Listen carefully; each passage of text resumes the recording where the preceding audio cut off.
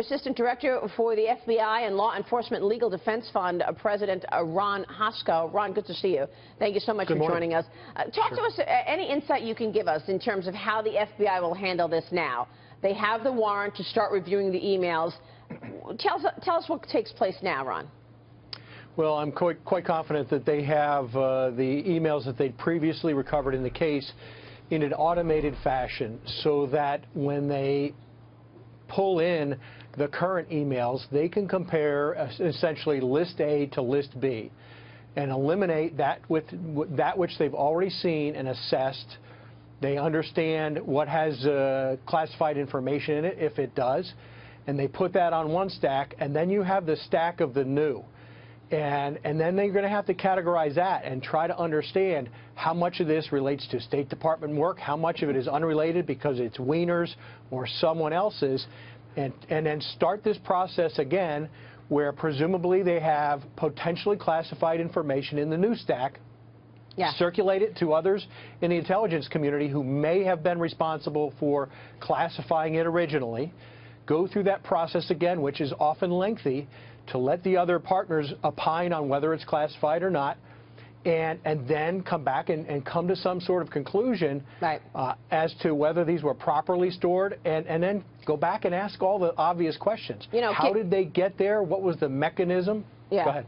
Here we are 8 days away from the election, and obviously there's a lot of debate this morning. Harry Reid is saying Jim Comey may have broken the law. The Dems are up in arms.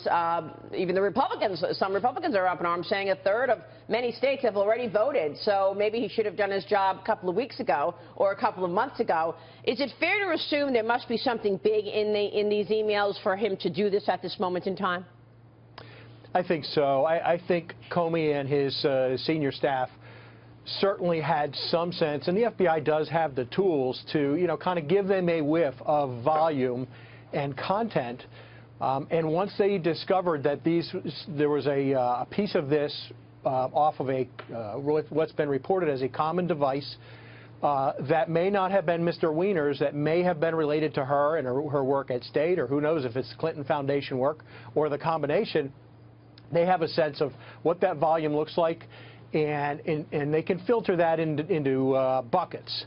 And once they have that sense, I think Comey felt the obligation, because he's been on the hook for this with Congress, to tell them, I have to report, tell DOJ, I have to report it. I feel like I'm compelled, I'm on the hook, and he made this pronouncement. But Ron, one of the questions that's come up that people have asked me in the last couple of days is, we know based on our reporting at Fox News that these Anthony Weiner devices, laptops, smartphone, were handed over to the FBI on October the 3rd, about 5 p.m., that the FBI executed a search warrant and all the devices were handed over via Anthony Weiner's legal team. Why did it take this long or this many weeks for Jim Comey to then come out and say this to the American people? Yeah, that's a good question. I think a fair question and deserves an answer. The FBI is going to go through the known legal processes to lawfully access information.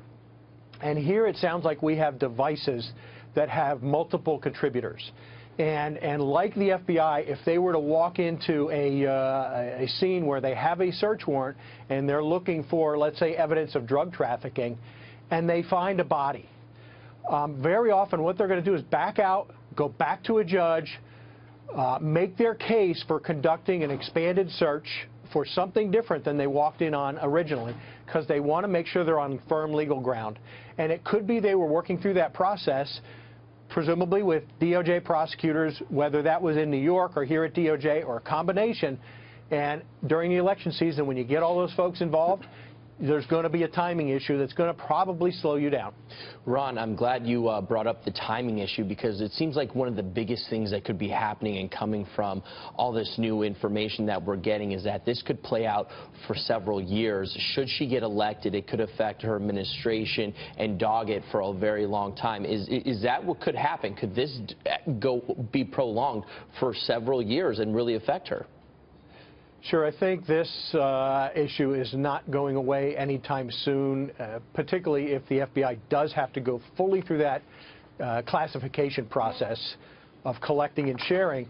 And then at the end of that, does that investigation eliminate Hillary Clinton and change nothing with respect to her?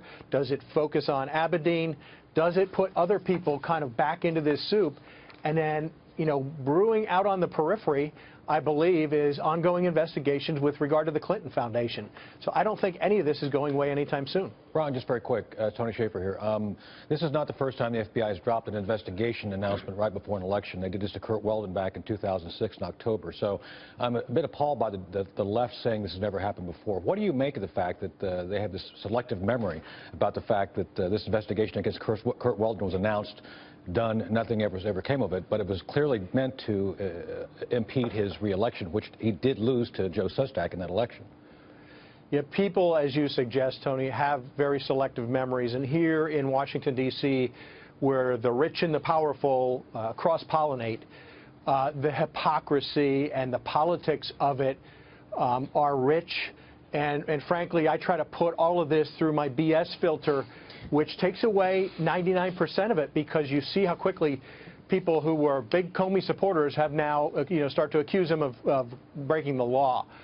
It is laughable, and when it comes from somebody who is so biased in favor of or against a candidate, hopefully the voter is able to eliminate that and make a reasoned choice that is their own, not guided by somebody else. Do you think there was pressure within the FBI for him to feel like there's nowhere to hide here? It's pretty deeply known within the agency that there are new emails that we found, especially since the search warrant happened on October 3rd, that he felt like, I've got to go public regardless of where we are in the cycle or in the calendar?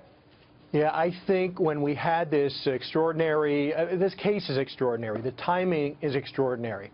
The fact that we're looking at Jim Comey as the potential villain here is ridiculous and extraordinary, because it was Hillary Clinton and her team and their silence and their actions that put this in a vault during her entire time at State Department, and 2 years after, only to be discovered and started a clock on the FBI.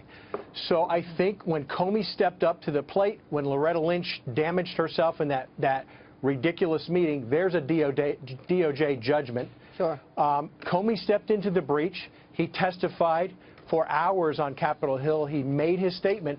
And I think in doing all of that, Comey put himself on the hook. And now he feels responsible. He made a representation to Congress. We're closing this. And now, if they've uncovered this trove, hundreds of thousands that's being reported now, I think he feels compelled to tell Congress something just changed, and it's significant. Ron, good to see you. Thank you so much. Ron My pleasure. Hosko there.